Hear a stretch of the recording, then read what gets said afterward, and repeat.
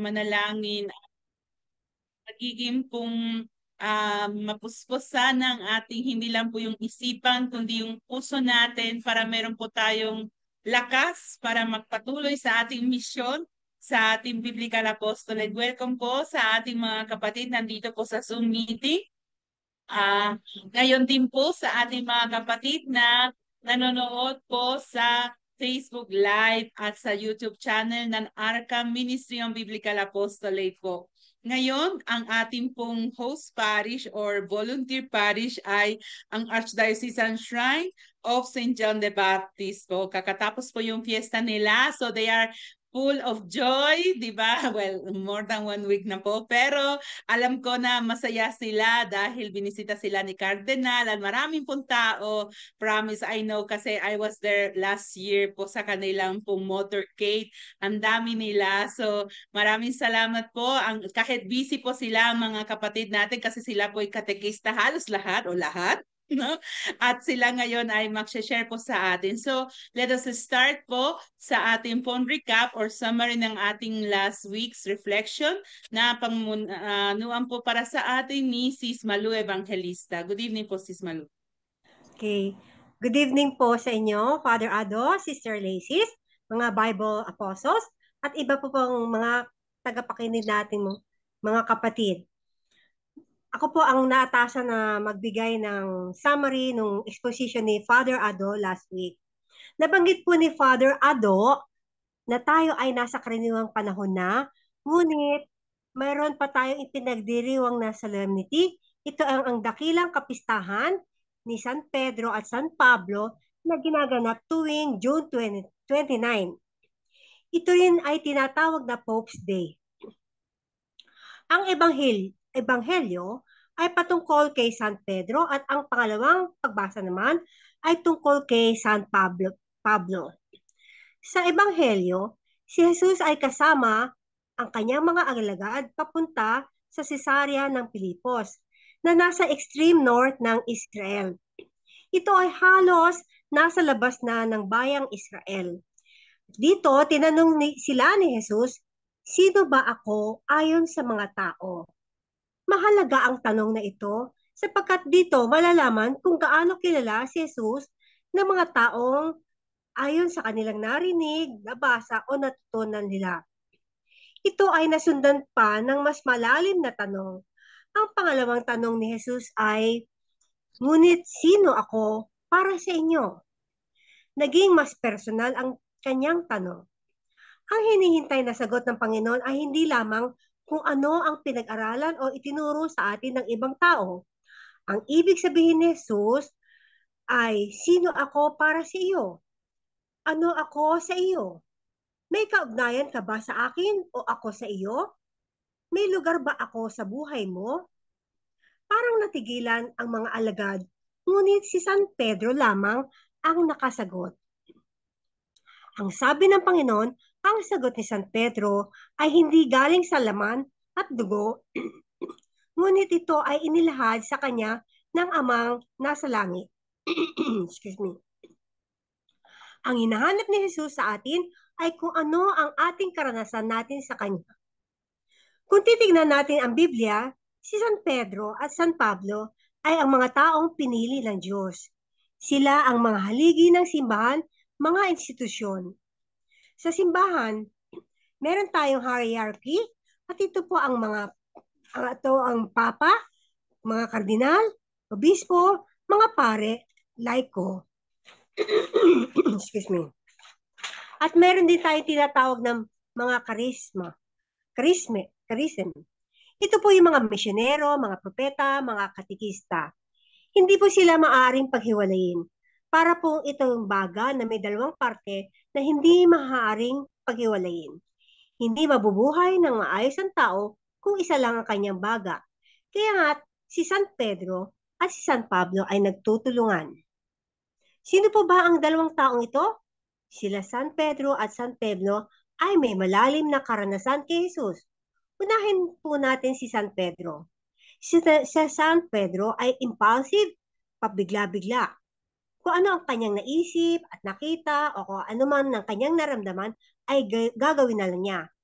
Nakita niya ang Panginoon na naglakad sa tubig at hiningi niya kay Jesus na pahintulutan siyang lumakad sa tubig. Si San Pedro ay naglakad, ngunit siya ay lumubog. May isa pang tagpo na kung saan hinugot niya ang kanyang tabak at pinutulan ng tenga ang isang sundalo. Sinabi pa ni San Pedro na kahit iwan si Jesus ng lahat, ay hindi niya iiwan si Jesus. Para sa kanya, kilalang kilala niya ang kanyang sarili. Ngunit ipinagkaila niya si Jesus ng 3 beses bago tumilaok ang manok. Tulad ni San Pedro, hindi rin natin kilalang kilala ang ating mga sarili. Mababasa ang mga tagpong ito kay San Mateo chapter 26 verse 75 at kay San Lucas chapter 22 verse 62. Mas maganda ang sulat ayon kay San Lucas sapagkat tinignan ni Jesus nang may tunay na pagmamahal si San Pedro. Umiiyak dahil dininay niya si Jesus. Ito ay naalala ni San Pedro. Sa katunayan, pareho lang naman si San Pedro at Judas na nagkasala kay Jesus. Ang pagkakaiba lamang ay si Judas ay hindi nagsisi at siya ay nagpakamatay. Si San Pedro naman ay umiyak at nagsisi. Si San Pedro ay binigyan ng biyaya ng Diyos. Siya ay pinatawad at binigyan ng katungkulan na maging haligi ng simbahan. Tinanong siya ni Jesus ng 3 beses, Pedro, iniibig mo ba ako? Sinagot siya ni San Pedro na mahal niya si Jesus. Sa ikatlong tanong ni Jesus, sinagot siya ni Pedro, Panginoon, alam naman ninyo po ang lahat. Sumagot si Jesus, pakanin mo ang aking mga tupa. Ang mga biblical text nito mula kay Mateo 16 at 1:21 ay tinatawag na primacy of Peter. Dito po ay tinalaga si San Pedro bilang ulo ng simbahan, bilang unang Santo Papa. Ang simbahan ay hindi lamang para sa mga malilinis, matutuwid, magaganda at mga banal. Ito rin ay para sa mga mahihina, mga nagkamali at nagkakasala. Ito rin ay naging karanasan ni San Pedro. Si San Pablo ay may mas mabigat na karanasan. Siya ay punong-puno ng zeal. Siya ay naging estudyante ni Gamaliel na isang pariseo. Nang sumisikat na ang mga Kristiyano, humingi siya ng pahintulot na usigil ang mga Kristiyano. Inusig niya ang mga Kristiyano at kasama doon ay si Esteban. Akala ni San Pablo siya ay marunong na marunong, tiwalang-tiwala siya sa sarili na siya ay may liwanag dahil siya ay nag-aral. Nang papunta na siya sa Damascus, may nakita siya na napakaliwanag. Ang liwanag ni Kristo, kaya't siya ay nahulog sa kabayo at napahalik sa lupa. Mahalaga ang tagpong ito sapagkat ibinaba siya ng Diyos. Akala niya siya ay nasa liwanag, ngunit siya pala ay nasa dilim. Sumakit ang kanyang mga mata sa kanyang nakitang liwanag, kaya't siya ay nabulag. Si San Pablo, na nakasakay sa kabayo, ay may mataas na pagtingin sa sarili. Nahulog siya sa kabayo, napahalik sa lupa. Ang Latin word na lupa ay hango sa salitang humus na dito makukuhang sa root word na human at humility. Ang tao ay dapat nakaugat sa lupa at hindi nakaakyat sa lupa. Ayon sa 1 Timothy 1, verse 15, sabi ni San Pablo na si Jesus ay pumarito sa mundo upang iligtas sa mga makasalanan at siya ang pinakamakasalanan sa lahat. Siya ang pinakahuli sa lahat ng apostoles dahil inusig niya ang simbahan. Kapag tinanong sila muli ni Pedro at ni Pablo, sino ako para sa iyo? Ang magiging sagot nila ay, ako, Panginoon, ako ang pinatawad mo. Panginoon, ikaw ang tanging tumanggap sa akin kahit ako'y makasalanan. Excuse me.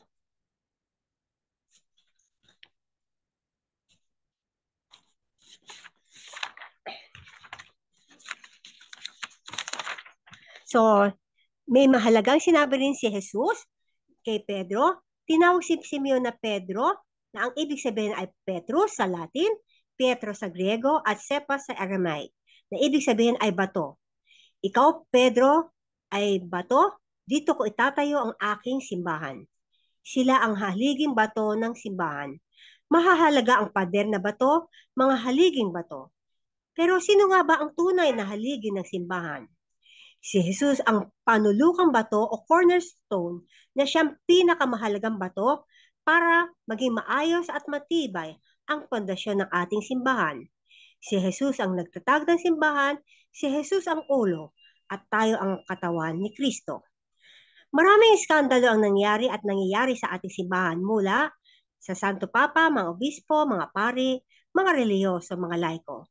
Ngunit may pangako si Jesus na sa kanyang simbahan na kahit ang pintuan ng impyerno ay hindi magwawaki, hindi magwawagi ang kamatayan. The church is holy. Ang simbahan ay nananatiling banal sapagkat ito ay tinatag mismo ni Jesus. Iba naman ang ibig sabihin ng holiness in the church. Patuloy tayong pinababanal ni Jesus. Itinatag niya ang sakramento ng pagkumpisal. Kaya't ibinigay niya kay San Pedro ang susi. Kung ano ang pinatawad dito sa mundo ay patatawarin sa taas. Kung ano ang tinatali mo sa lupa ay itatali sa langit. Sa pagbabalik loob sa sakramento ng kumpisal, may absolusyon na binibigay ang pari. Si Jesus ang tunay na nagpapatawad at hindi ang pari. Sinabi pa ni Jesus, kung paano ako sinugo ng Diyos Ama, gayon din sinusugo ko kayo. Sinugo si Jesus para magligtas at magpatawad. Napakaganda ng ating simbahan. Tulad ni Pedro at Pablo na nagkasala, tayo ay nagkasala din at maaaring humingi ng tawad sa sakramento ng pagkukumpisal. Naging malakas sila San Pedro at San Pablo sapagkat sila ay nakasindig kay Jesus. Tulad nila na makasalanan, lagi tayong kumapit kay Jesus. Maraming salamat po. Maraming salamat po, Sis Malu. Ngayon po tayo po ay magpapatuloy po sa ating panalangin na pamumunuan po ni Sis Emma Lopez po. Good evening po, Sis Emma. Good evening po. Let's pause for a while and invite the Holy Spirit. In the name of the Father, and of the Son, and of the Holy Spirit. Amen. Amen. Father God, our Redeemer, our King and Savior, you love us in spite of our sins, in spite of our unworthiness.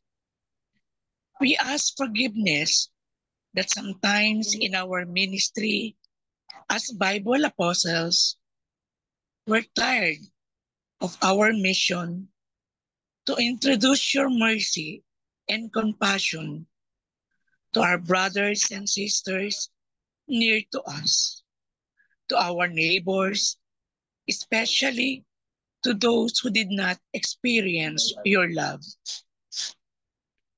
We thank you, Father, that you chose us to be with them. You equip us with big heart and perseverance to hug them and introduce your love and goodness. To introduce your word and your gospel. Please send us your Holy Spirit as we go on our mission. We ask this through Christ our Lord. Amen. Amen. Saint John the Baptist, pray for us. In the name of the Father, and of the Son, and of the Holy Spirit. Amen.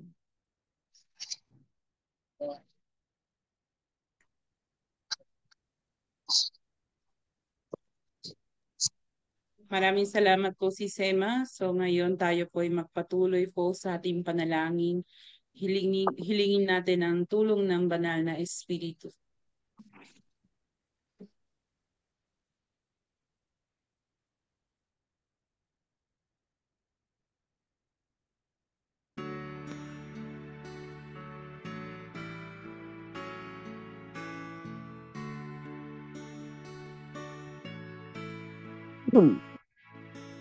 Halina, Espiritu Santo, kinakailangan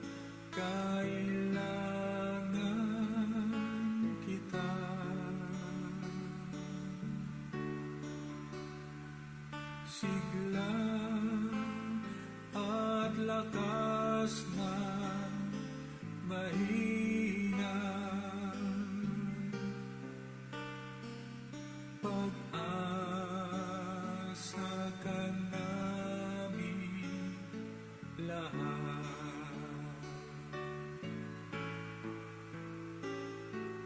Halina, Espiritu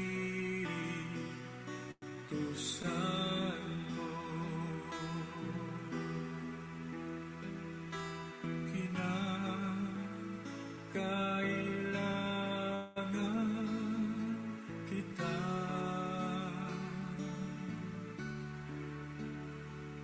Sigla at lakas ng mahina. Pag-asa ka namin lahat.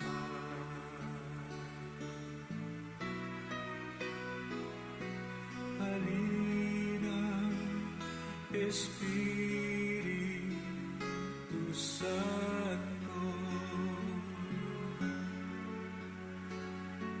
kinakailangan kita.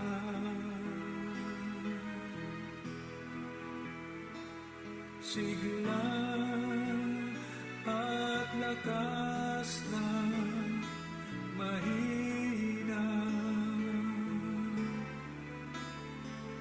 Pag-asa ka namin lahat. Pag-asa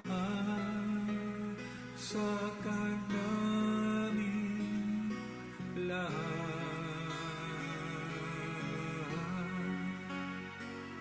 Pag-asa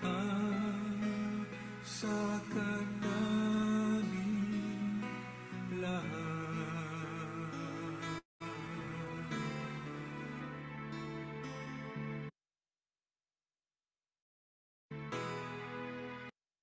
At babasahin po para sa atin ang banal na ebanghelyo ni Sis Mildred Bahar po.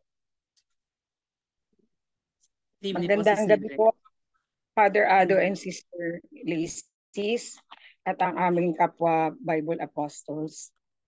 Ang mabuting balita ng Panginoon ayon kay San Lucas. Pagkatapos nito, pinili pa ang Panginoon ng 72. Sila ay sinugo niya ng dala-dalawa sa bawat bayan at pook na pupuntahan niya. Sinabi niya sa kanila, napakarami ng aanihin, ngunit kakaunti ang mga mag-aani. Idalangin ninyo sa may-ari ng aanihin na magpadala siya ng mga mag-aani. Humayo kayo, isinusugo kayong parang mga tupa sa gitna ng mga taong gubat, asong gubat. Huwag kayong magdala ng lalagyan ng pera, balutan o sandalyas. Huwag na kayong tumigil upang bumati kanino man sa daan. Pagpasok ninyo sa alinman bahay, sabihin muna ninyo, maghari nawa ang kapayapaan sa bahay na ito.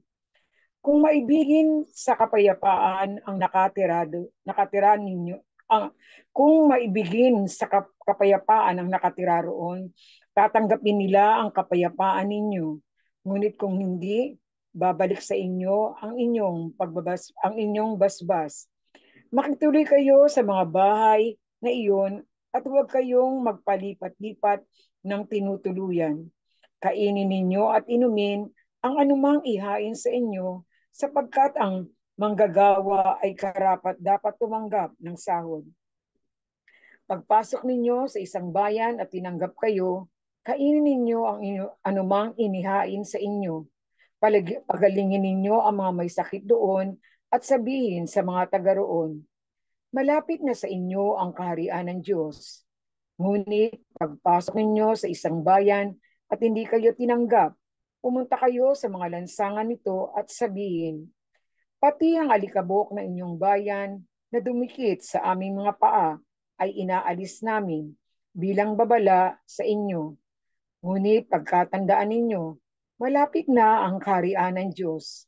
Sinasabi ko sa inyo, mas kahabagan pa ang mga taga-Sodoma kaysa bayang iyon sa araw ng paghukom. Masayang-masayang bumalik ang 72. Iniulat nila, Panginoon, kahit po ang mga demonyo ay napapasunod namin dahil sa kapangyarihan ng inyong pangalan. Sinabi sa kanila ni Jesus, nakita kong pangbilat nahulog si Satanas mula sa langit. Binigyan ko kayo ng kapangyarihang tapakan ang mga ahas at mga alakdan at daigin ang lahat ng kapangyarihan ng kaaway. At walang makapanakit sa inyo. Ngunit magalak kayo, hindi dahil sa napasusunod ninyo ang masasamang espiritu, kundi dahil nakatala sa langit ang inyong mga pangalan. Ang salita ng Diyos. Salamat sa Diyos. Maraming salamat po, Sis Mildred, at tayo po ay magpapatuloy po sa ating pagninilay sa pamamagitan ng isang awiting.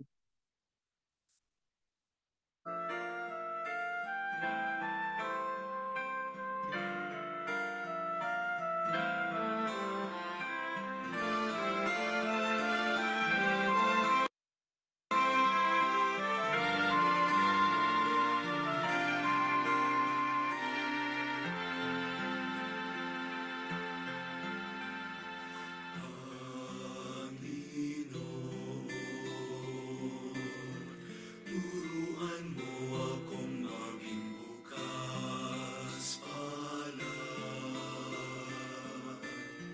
Turuan mo akong maglingkod sa iyo, na magbigay ng ayon sa nararapat, na walang hinihintay mula sa'yo, na mag-ibag ang di inaalintanan, mga hirap na dinaranas sa tuwing ay magsumikap na hindi humahanap ng kapalit na kaginhawaan,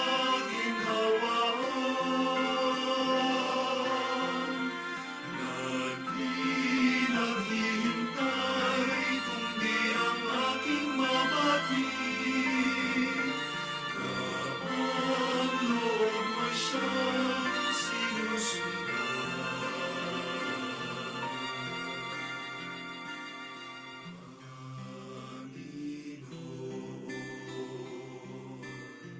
Turuan mo akong maging bukas palad. Turuan mo akong maglingkod sa iyo, na magbigay ng ayon sa nararapat, na walang hinihintay mula sa'yo.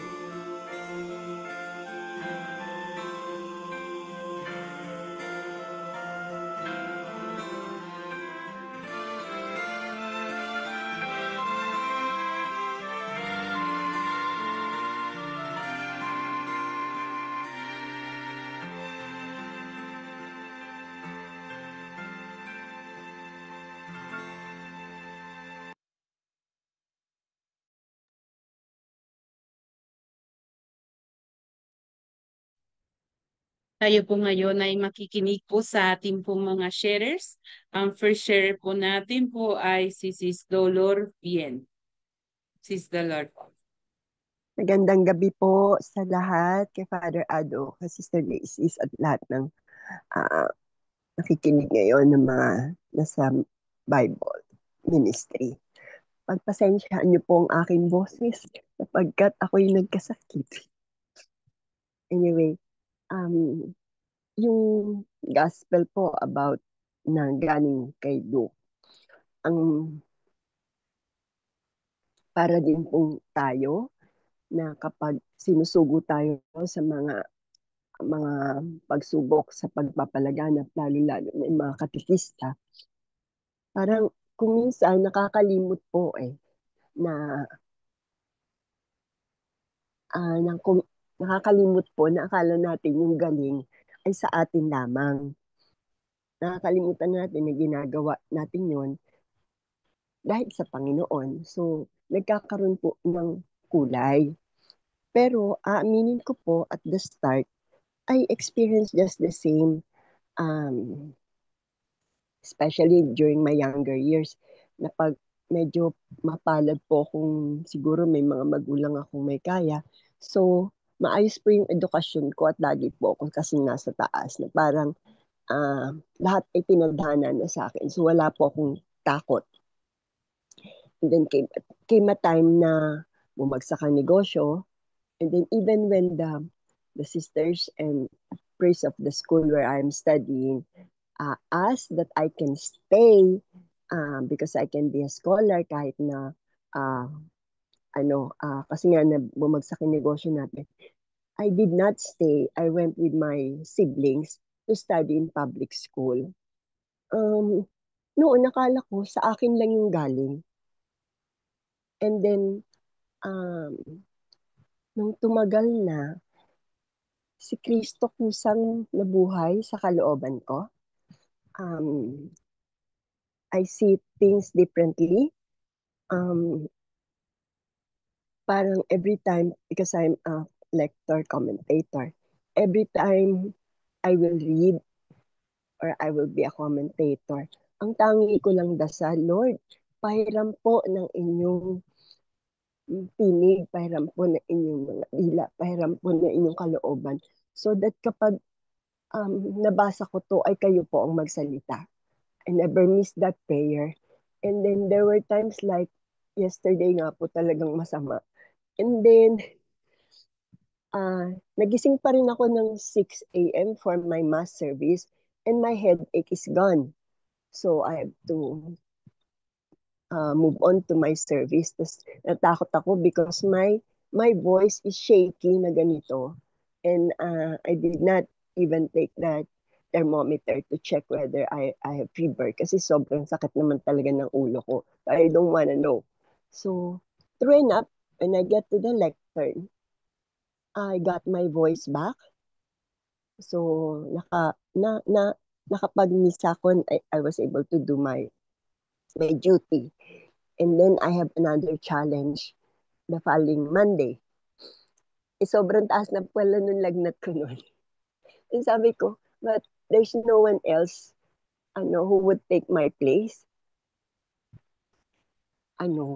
Kahit parang mabibiyak yung ulo ko, God was with me. Sabi ko, let me finish my duty. I'm doing this in your name. And then I did it again.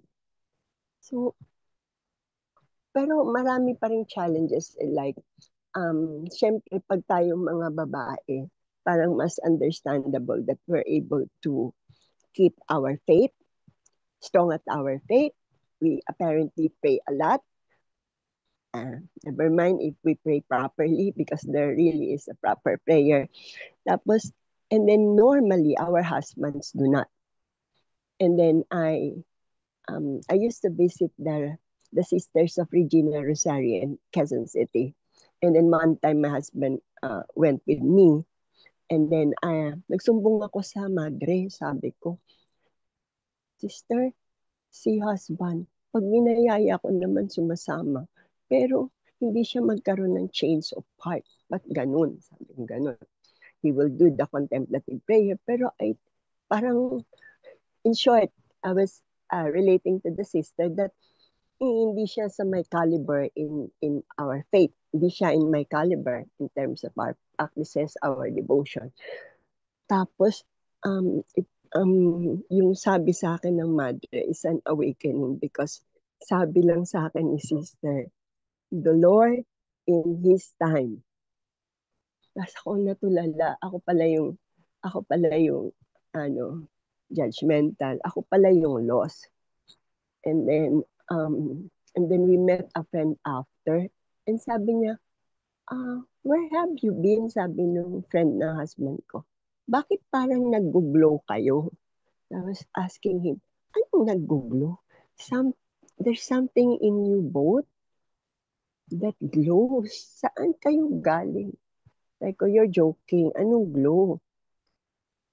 And then, so many years after, I realized he was really telling the truth. Something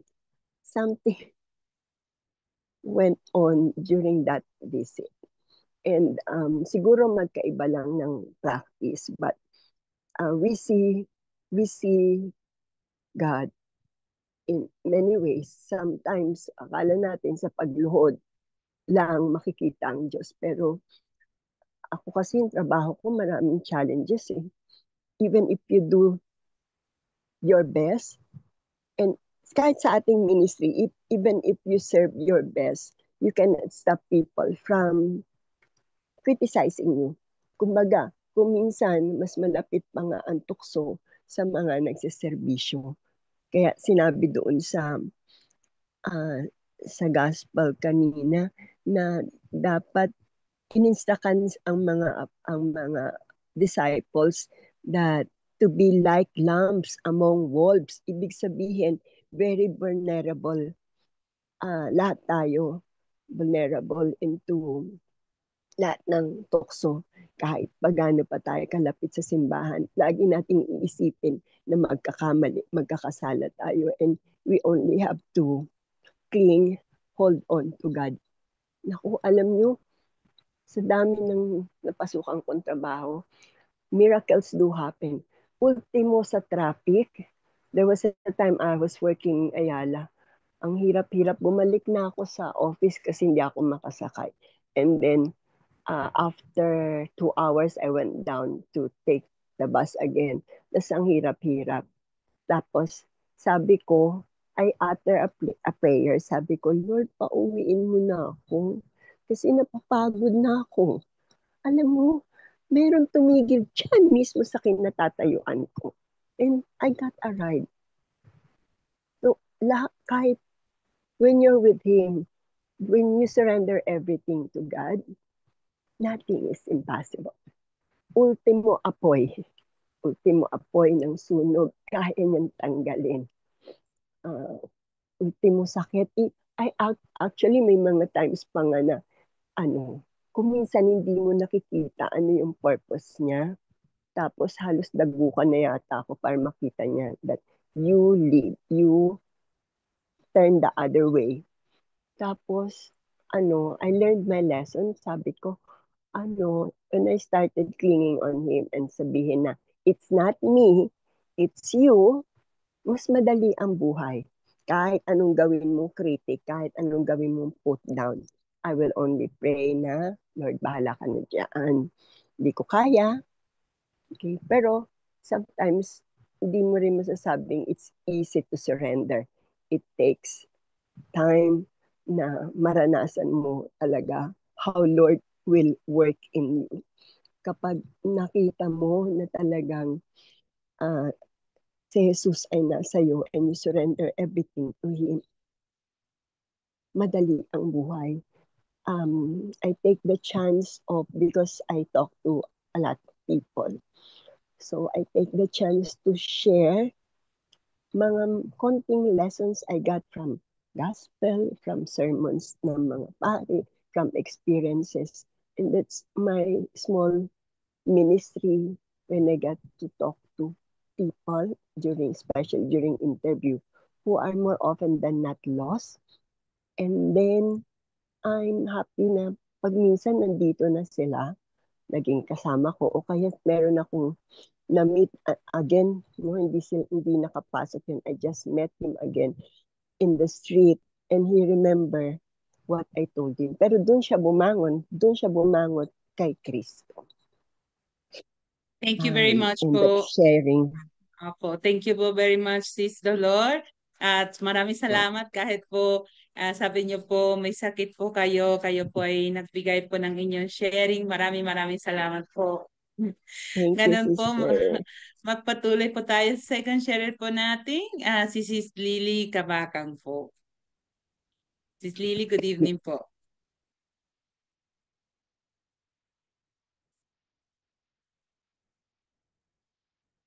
Andito po siya. Mute pala ako. Okay. Yes po, Sis Lily.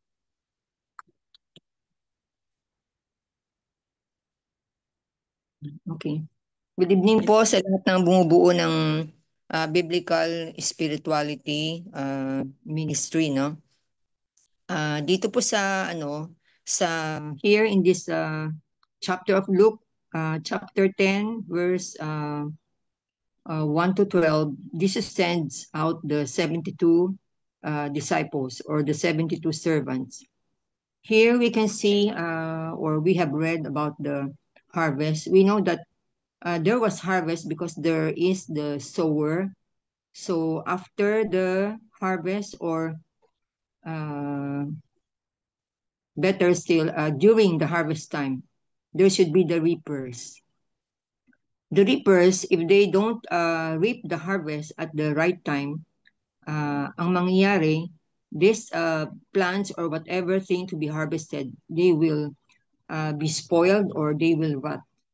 Dito naman in our chapter of Luke, the harvest are those people needing the Spirit of God to be on them, needing the words of God, the spiritual encouragement, the enlightenment that some of us cannot give to them. Dito here in this chapter, it was the 72 disciples that was being reminded by Jesus na marami ang i-harvest, but then the reapers or the workers to make the harvest are so few. So these people, if they are not, if the harvest was not made or is not being made, what will happen to these people? They might be lost in their faith. That's it, no? So in verse 2 naman, there was the time na sinabi ni Jesus na do not bring anything nor anything to wear on your feet or purse with money. They are made to do this because Jesus wants them to develop their confidence in God, that everything should be dependent on God, none of their doings or whatever plans they have when they are already going to the assignment given to them by our Lord Jesus. That is in verse 3. In verse 3 naman, there was the mention of lamb among the wolves. If one is weak in faith, one might think that this means parang it looks like discouragement for the 72 servants, or whoever can hear this one, lambs among wolves, may say na let's not do our assignment, let's not go on, because in the place that where we are going, there are many evilness that we will encounter. But then for this 72, they were still dependent on God's protection, so they have to move without fear. That was more of the meaning of the lamb among the wolves. They have to depend on God's protection. And then these 72 were sent as servants of our Lord to do the following: to spread the gospel, to preach the gospel to places, disseminating the word of God, also to offer their help to those who are in need, those needed healing of their illnesses, surely not only physically but spiritually. For God has appointed them to have the healing power, the power to subdue over demons. I'll go now to Luke 10, 17 to 20. Through these 72 men, though these 72 men were sent by Jesus and given power over the demons, They rejoice over their performance, their ability to defeat the demons. But then Jesus made it clear not to rejoice on this matter, but instead to focus their attention to the truth that salvation is drawing near to them. Their names are included in the book of life, so that they will be saved and the kingdom of God will be for them. They were the chosen they were chosen to be with Jesus Christ. In our daily living as Christians, we rejoice in God's goodness and rich graces, with mercy and love, who accepted us though we are sinners. We were accepted through forgiveness, though we are sinners. Also, we rejoice by believing that we are sealed in God's Spirit until the day of the redemption by Jesus Christ. And we hope for the promises that Jesus Christ had made regarding our salvation, thus inheriting the kingdom of God.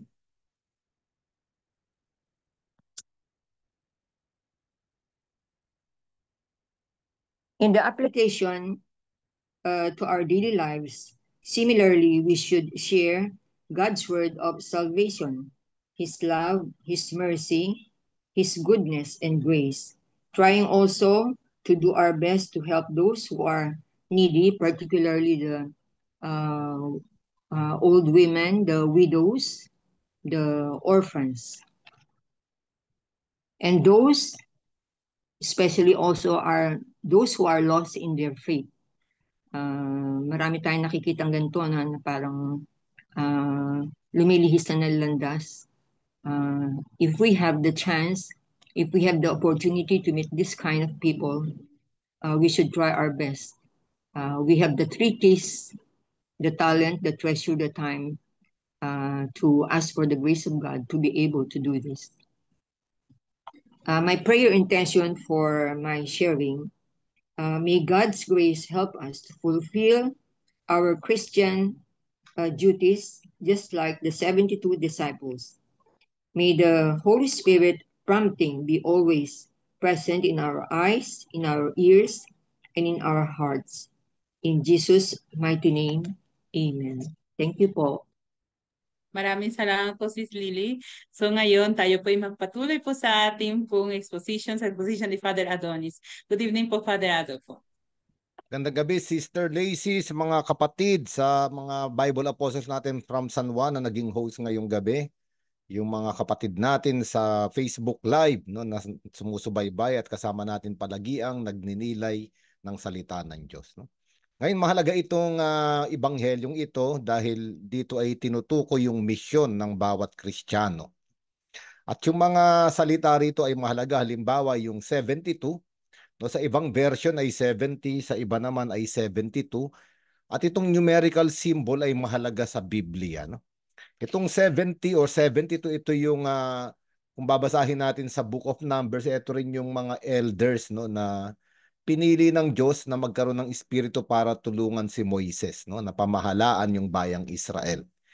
No, pero ang isang magandang connection ay yung sa Genesis chapter 10.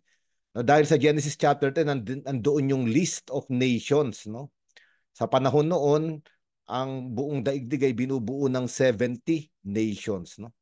At mahalaga yon sapagkat itong 72 ay numerical symbol na ang misyon ay para sa lahat ng bansa. No? Pag binasa natin yung Matthew chapter 28, ito naman yung mandate, ito yung utos ng ating Panginoong Jesucristo, no? Na ipahayag ang mabuting balita, binyagan ng mga tao sa lahat ng bansa, no? Sa ngalan ng Ama, ng Anak at ng Espiritu Santo. Ngayon yung 72 disciples ay iba pa siya doon sa 12 apostoles. No? Yung 2 apostoles, pwede nating sabihin, mas inner circle ng mga alagad ng Panginoon. Pero yung 72 ay mga alagad din. Ngayon, pinadala silang dalawa-dalawa. No? Mahalaga yung number, numerical symbol ng dalawa sa Biblia. No? Pag binasa natin sa Book of Deuteronomy, no, ang isang testimony ay magiging totoo lang, no, kung dalawa ang tumitestigo. Kaya pinadala ng Panginoon sila dalawa-dalawa para sabihin na totoo yung pagtistigo nila, no? Ng kaharian ng Diyos, ng paghahari ng Diyos. Pero mahalaga rin na sabi ni Jesucristo sa Ebanghelyo ni San Mateo, whether 2 or 3 are gathered in my name, naroon ako. Pero ang higit sa lahat, yung dalawa ay image ng community, no? No, kasi ang Kristiyano, hindi tayo pinapadalang individual, no? Pinapadala tayo as simbahan, as community, no? Kasi sabi ni Jesucristo sa Ebanghelyo ni San Juan, love one another as I have loved you. In this, no, the world will know that you are my disciples. Kailangan masaksihan ng daigdig ang pagmamahalan, no, ng mga alagad, kaya dalawa palagi yung pinapadala. At mahalaga ito sa ating Bible apostolate, no? Lalo pa nga marami tayong ginagawa, no? Tayo ay sinusugo ng Panginoon, no? Sana dalawa-dalawa tayong pumupunta sa mga bahay o kung sa anumang misyong ginagawa natin. No? Sa July, pupunta tayo sa mga hospital, no? Kasi sabi nga rito, yung 70 o 72 ay symbol ng lahat ng tao. No? Ibig sabihin, tinatawagan tayong ihatid ang mabuting balita sa lahat ng tao. No? At sabi rito ng Panginoon, yung mga may sakit, pagalingin ninyo. Mga may ketong, gamutin ninyo. Yung mga patay, no, buhayin ninyo. At alam naman natin, maaring hindi pisikal ang sakit ng maraming tao. Maraming tao ngayon ay ang sakit nila ay sakit sa espiritu, nanghihina yung pananampalataya, nawawala ng pag-asa. Yung ketong naman ay simbolismo ng kasalanan, no? Pag titignan natin sa Lumang Tipan, di ba? Si Miriam, dahil ginajudge, sinusgahan niya si Moises, ay nagkaroon ng ketong. Si Gehazi, di ba? Nagsinungaling kay Eliseo, kinuha niya yung ginto kay Naaman, nagkaroon din ng ketong, no? Ibig sabihin, marami ring tao ang nawawasak dahil yung ketong ay winawasak yung katawan ng tao, ay nawawasak dahil sa kasalanan. Higit sa lahat, maraming tao na buhay pero patay. Ibig sabihin, patay, walang kahulugan yung buhay, o wala nang patutunguhan yung buhay. At ito yung mga naghihintay sa atin, no? As Bible Apostles, dadalhin natin itong salita ng Diyos. At sabi rito, pumunta kayo katulad ng mga tupa, no, sa gitna ng mga asong gubat. At maganda ito kasi sa Isaiah chapter 11, kung babasahin natin, nandun yung messianic prophecy, no? Na yung shoot spring from the stock of Jesse, yung susulpot na usbong dito sa naputol na puno ng angkan ni Jesse, at ito yung anak ni David, at ito yung ating Panginoon Jesucristo, no, siya yung magdadala ng kapayapaan sa sanglibutan. At sabi roon, no, yung mga hayop ay hindi na magsisilaan, hindi na nila papatayin o sasaktan yung bawat isa, no. Sabi nga ron, the wolf will dwell with the lamb, no. Yung tupa ay maninirahan ng mananahan na kasama ang kordero. At ito yung sinasabi ng Panginoon, no, kasama ang mabuting balita, kasama ang Espiritu ni Jesucristo, no, dinadala natin yung makabagong panahon ng Mesiyas, no? Yung mga lobo, asong gubat ay hindi napapatayin yung mga tupa. Bakit? Meron ng Espiritu ng ating Panginoon, no? Tapos na yung paglalaban-laban, no? Pagkatapos nun, sabi rito, kung saan man kayo pumunta, huwag kayong magpalipat-lipat ng bahay, no? Ito yung problema ng henerasyon natin. Papalit-palit, palipat-lipat, no? Kapag nagsawa na sa isang ginagawa, gusto na namang pumunta sa ibang ginagawa. Tandaan natin ang misyon, ang pananampalataya, ang pagsunod sa Diyos ay hindi nakadepende sa pakiramdam o feelings. Kasi minsan pag hindi ko na feel, no, wala na akong feelings, wala na akong pakiramdam na konsolasyon na nadarama dyan sa ministry na yan, lilipat ako sa ibang ministry. Pero ang sabi ng Panginoon, hindi. Kung saan kita tinawag, kung saan kita pinalad, diyan ka lang. No? Hindi, ayoko na ng mga kasama ko, no? Meron ng mga seminary, palipat-lipat na ng seminary, palipat-lipat ng kongregasyon, no? Meron naman mga tao sa simbahan, alam natin to, palipat-lipat na ng ministry, palipat-lipat na ng community. Ba't kang nagpapalipat-lipat, no? Isa ang mahalaga, sabi ng Panginoon, kung makikita mo kung saan kita pinapadala, at ayun ang kalooban ko sa iyo, manatili ka roon hanggang matapos yung mission na yun. At ito yung paalala sa atin ng ating Panginoon. At sabi rito ng ating Panginoon, ipahayag ninyo kapayapaan at ipahayag ninyo ang kaharian ng Diyos ay malapit na. Dahil maraming tao ang masyado ng durog sa kanilang buhay, sa kanilang kasaysayan. Minsan nga naiiskandalo na sila sa kanilang sarili. Duming-dumi ang tingin nila sa kanilang buhay. Ang mga taong ito, ang akala nila malayo ang Diyos sa kanila. At anong ipapahayag natin? Ang kaharian ng Diyos ay malapit sa iyo. Kung paano yung pastol ay hinahanap yung nawawalang tupa, ganun din. No? Kumakatok ang kaharian ng Diyos sa iyo. Pagbabasahin natin sa aklat ng pahayag sa Book of Revelation, sabi roon ni Jesus, kumakatok ako sa pintuan. Ngunit malaya ka kung bubuksan mo o hindi. At sa tuwing pupunta tayo sa mga kapatid natin na totoong alam naman natin na malayo sa simbahan, hindi na nagsisimba, wag nating gagawin mga Bible apostles o mga kapatid, wag nating gagawin yung tinatawag na moralismo. No, na para bang lalatiguhin pa natin sila na makasalanan kayo, walang pagpapala ng Diyos na darating sa inyo kasi hindi kayo lumalapit sa Diyos. Hindi kailangan yun. At hindi yun ang tinuturo ng Panginoon. Sinasabi ng Panginoon, pumunta kayo sapagkat yung 70 o 72 nations ay lugar ng mga pagano ito. Mga taong hindi pa nakakakilala sa Diyos. At sabi ng Panginoon, ipahayag ninyo na ang kaharian ng Diyos ay para sa kanila rin. Kasi minsan tayo, ang problema natin sa simbahan, kapag nagpapahayag tayo ng mabuting balita, nagkakatikais, nagtuturo, para bang pinapangalandakan natin na mabuti tayo at masama sila. Wala na talagang taong babalik sa simbahan noon kapag gano'n. No? Sabi ng Panginoon dito, no? Ipahayag ninyong narito na ang kaharian ng Diyos. Mahalaga yon. No? At pinapasok kayo, tatanggapin nila ang kapayapaan. Sabi naman ng Panginoon, ngunit kung hindi kayo pinapasok, ipagpag ninyo yung mga alikabok sa inyong sandalyas. Isa lang ang ibig sabihin nun. No, inaalay natin yung lupang ating tinutungtungan, yung kaharian ng Diyos, ngunit ayaw nilang pumunta o papasukin ang kaharian ng Diyos. Ibig sabihin sa ibang lupa sila nakatindig. Iba yung kanilang daigdig. No, ang sinasabi lang naman dito no, na kung ayan ang pinili mo, hindi kita hinuhusgahan. No, pero kalayaan mo yan. No? Ngayon, nung bumalik na itong mga 72, no, na galak sila, bumagsak daw si Satanas. No? Pero ano sabi ni Jesucristo? Mahalaga itong sinabi ni Jesucristo, huwag kayong magalak dahil nagapinin nyo ang mga demonyo, ang masasamang espiritu. Mahalaga ito mga Bible apostles, yung sinabi ng Panginoon, maggalak kayo dahil nakasulat na ang pangalan ninyo sa kalangitan. Anong ibig sabihin ito?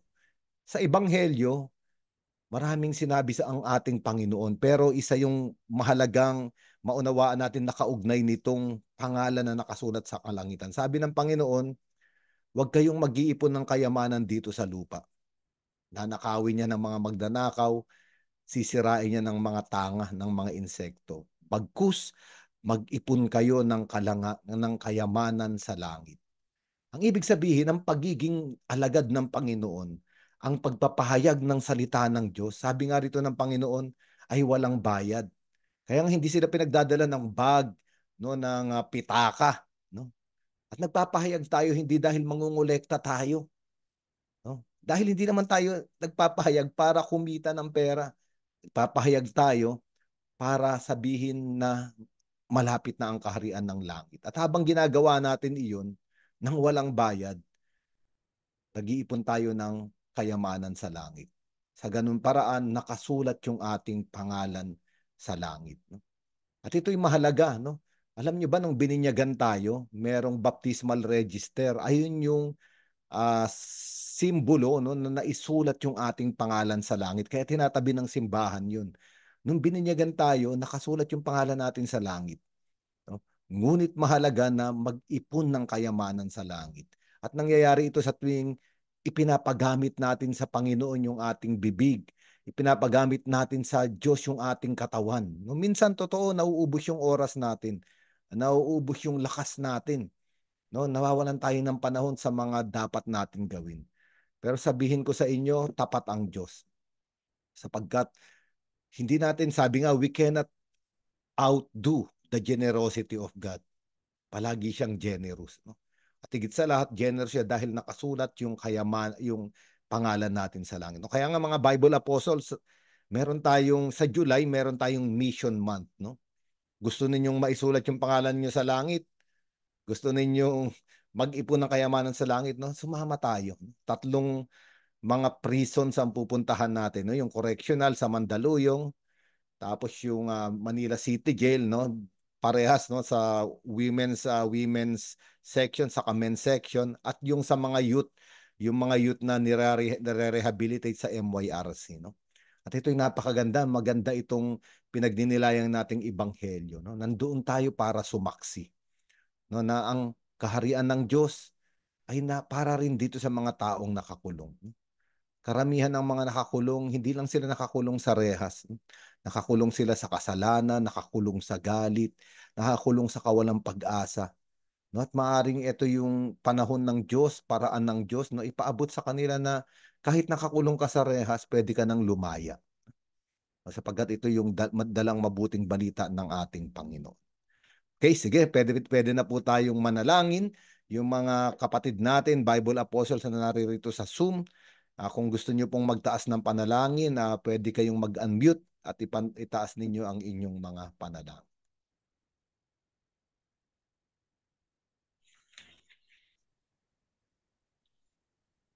Panginoon, igawad niyo po sa amin ang mga biyayang higit naming kailangan sa pagpapalaganap na mabuting balita sa pamamagitan ng house to house. Naway sa pagkakaroon ng Bible enthronement, magkaroon ng oras, interes at pagmamahal sa salita ng Diyos ang mga kapatid naming nabisita namin, pati na rin ang mga bibisitahin pa sa mga susunod na araw. Panginoon, dinggin mo ang aming panalangin. Panginoon, dinggin mo ang aming panalangin.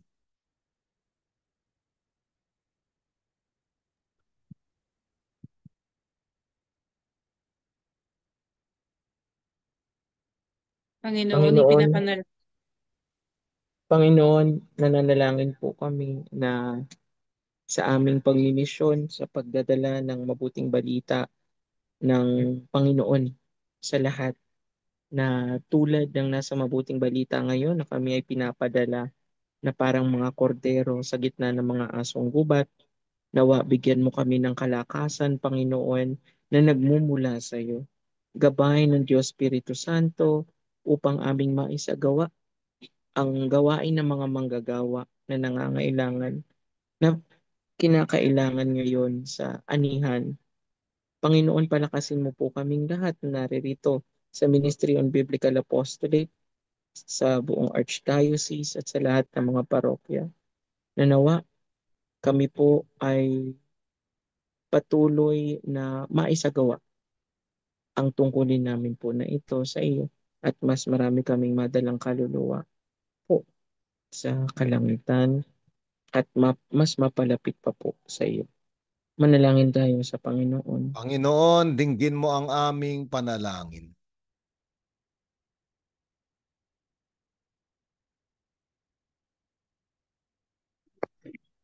Pinapanalangin po namin ang kaluluwa po ni Tito Benhar Aguilan na pumanaw po noong nakaraang Sabado. Nawa patuloy po, Panginoon, ikaw ang magpuno sa pangangailangan ng kanilang pamilya at ng mga natitira po niyang mga kamag-anak o mga mahal sa buhay po, lalong-lalo na po ang kanyang anak at ang mga anak at ang kanyang may bahay. Manalangin tayo sa Panginoon. Panginoon, dinggin mo ang aming panalangin. Loobin niyo po, Panginoon, na ang inyong Espiritu ay laging manguna sa lahat ng bagay na aming iniisip, sinasabi at ginagawa. At bigyan niyo po kami lagi ng katatagan sa lahat ng aming mga gawain, hindi lang sa aming mga tahanan, kundi lalong-lalo na sa aming mga tungkulin sa loob ng simbahan. Tinataas po namin ito sa inyo sa mighty name of Jesus. Panginoon, dinggin mo ang aming panalangin. Ngayong buwan ng Hulyo bilang buwan ng Most Precious Blood of Jesus, naway ang dugo po ni Kristo ay lumukob sa ating lahat, lalo na sa ating mga mga Bible Apostles sa ating pagmimisyon. Nawa tayo ay patuloy ng maging mga asin at liwanag ng sanlibutan, upang patuloy nating may panaksi ang salita ng Diyos sa ating mga kapwa, lalo na po sa mga hindi naniniwala sa Kanya. Manalangin tayo sa Panginoon. Panginoon, dinggin mo ang aming panalangin. Tanggapin mo, Ama, ang mga panalangin na ito sa panalangin itinuro ng iyong anak sa amin. Ama namin, sumasalangit ka, sambahin ang ngalan mo. Mapasa amin ang Sa kaharian mo, amin ng sundin ang kaharian loob mo, mo sundin ang loob mo dito dito sa lupa para para ng na sa langit. sa langit. Bigyan mo kami Bigyan mo ngayon kami ng aming ngayon ng kakanin aming sa kakanin araw-araw. sa araw-araw at Patawarin mo kami patawarin mo sa aming kami mga sa sala, aming mga sala para ng para ng pagpapatawad namin pagpapatawad sa namin nagkakasala sa sa amin, nagkakasala sa at huwag mo amin. kaming At huwag mo ipahintulot kami sa tukso, pahintulot sa at tukso iadya mo at kami sa iadya mo lahat kami ng sa lahat masama. ng masama. Announcement tayo, Sister Tere. Yes po, Tere is ready with the announcements po, Father. Yes po, lang po. Share ko lang po. Ito. Share. Okay, magandang gabi po sa ating lahat, sa mga patuloy po na sumasama sa amin tuwing linggo po, tuwing Tuesday ng gabi, sa mga nanonood po sa Facebook Live. Ito po, inuuna ko na po itong announcement na ito dahil ngayon po ang huling araw po ng application or submission po para po sa course offering ng first semester na Ministry of the Word 1, Approaches to the Biblical Ministry ng Loyola School of Theology. So, mamaya po para sa mga nais pa po, may mga katanungan pa po dito, message niyo po ako dahil willing po ako to assist you po. Ayan, bago matapos po yung araw na ito, ayan, kaya po nating humabol. Yan, and ito po Next po, ayan, para po sa buwan ng Hulyo, ito po ang ating magiging permission o parang monthly permission or meeting sa buwan po ng Hulyo. Magkita-kita po tayo ngayong darating na July 26, Sabado, 7:30 a.m. to 12 noon para sa ating Bible mission in collaboration with the prison ministries sa Mandaluyong City po, sa Correctional, sa Manila City Jail at saka sa MYRC po. So, yun po, ito po ay bukas po para sa mga lahat, sa mga kabataan at pati man po sa lahat na kung nais niyo pong makasama po sa amin sa isang mission na ito, i-message niyo po ang inyong mga parish coordinators. Pero para sa mga hindi pa po kabilang sa kahit anong parokya, message niyo po ang aming Facebook page para po masagot po namin ang inyong iba pang katanungan para po sa paghahanda para sa mission po na ito. And sa darating po na August 29 to 31, Friday to Sunday, ang ating annual biblical retreat na gaganapin po sa St. Michael Retreat House sa Antipolo City. Ayan, ang registration fee po ay 3,000 pesos. Nagsisimula na po kami tumanggap po ng meron na po mga nakapagbayad. At para po sa kung saan po isi-send, ayan, mag-update po kami sa ating mga group chat at lalong-lalo na po sa ating Facebook page para po sa iba pang detalye para po sa annual biblical retreat. And we are calling for volunteers sa ating Biblical Spirituality Weekly every Tuesdays 8 p.m. to 9 p.m. So ngayon po meron po tayong volunteers mula po sa Archdiocesan Shrine ng St. John the Baptist. Pero binubukas po namin ito, ang pagiging volunteer po sa lahat po na nais na mapabilang po sa ating lingguhang gawain na ito. Hindi po kinakailangan na isang buong parokya po kayo. Kung kayo po ay isa or dalawa, kami na po ang bahala po na makabuo po at makapagbigay po ng schedule po sa inyo kung nais niyo po talagang mag-volunteer po sa ating lingguhang gawain na ito. Ayun lang po sa akin, sister. Baka meron po kayo. Sister Lacey. Okay lang po. Wala. Ano mo, sister? Wala po naman, Father. Wala na. Kung wala na, mga Bible Apostles, mga brothers and sisters, paghandaan po natin yung biblical retreat natin, no? Kasi ito yung isa sa core o crown ng ating taon, no? Si Cardinal Advincula ay sure na, no? Yung ibang speakers ay inaayos nilang yung schedule nila, pero ayun na po yung date, no? Naka-reserve na po tayo, no? Sana po sa July 26 magsabi kayo kung saan kayo malapit na lugar, sa Mandaluyong ba, sa Quiapo, Manila City Jail, para maka-join po tayo. Kasi ito yung isa sa sinabi ng ating Panginoon sa Matthew chapter 25, na alala ninyo. Sabi ng Panginoon, nakakulong ako, ngunit hindi mo ko dinalaw. No? Hindi ka papasok sa kaharian ng Diyos. Pero sabi niya naman dun sa mga mabubuti, nakakulong ako, ngunit dinalaw mo ako. Sabi nila, Panginoon, kakailan ka namin nakitang nakakulong? Nung ginawa mo ito sa isa sa pinakamaliliit ay ginawa mo sa akin. At totoo, yung mga nakakulong talagang nanliliit sila sa buhay nila, maliit yung tingin nila sa sarili nila, maliit na lang yung pag-asa, maliit na lang yung kaligayahan, no? At yung pagpunta natin doon ay malaking bagay para sa kanila. Sana po bigyan natin ng panahon itong ating mission. No? Kung wala na, Sister Tere, bibigay na natin po yung blessing. No? Sumain nyo ang Panginoon. At sumayo rin. Pagpalain kayong lahat, gayon din ang inyong mga pinakamamahal sa buhay ng ating makapangyarihang Diyos, Ama at Anak at Espiritu Santo. Amen. Maayo kayong Amen. taglay ang pag-ibig ng Panginoong muling nabuhay. Salamat sa Salamat sa Diyos. Diyos. Good evening sa lahat. Good evening po sa inyo Salamat, lahat. Father. Salamat po sa Good evening, Archdiocesan Sister. Shrine of St. John the Baptist. John the Salamat po, Father. Bye-bye po, Tere. Bye-bye po. Bye. Stay posted para sa ating mga announcements.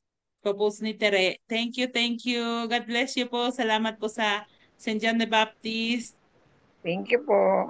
Sa inyong lahat. Marami-rami po tayo ngayong gabi dito sa Zoom. Sana ulitin natin. Lagi more than 30. God bless you po. Good night. Good night po. Good night po sa inyong lahat.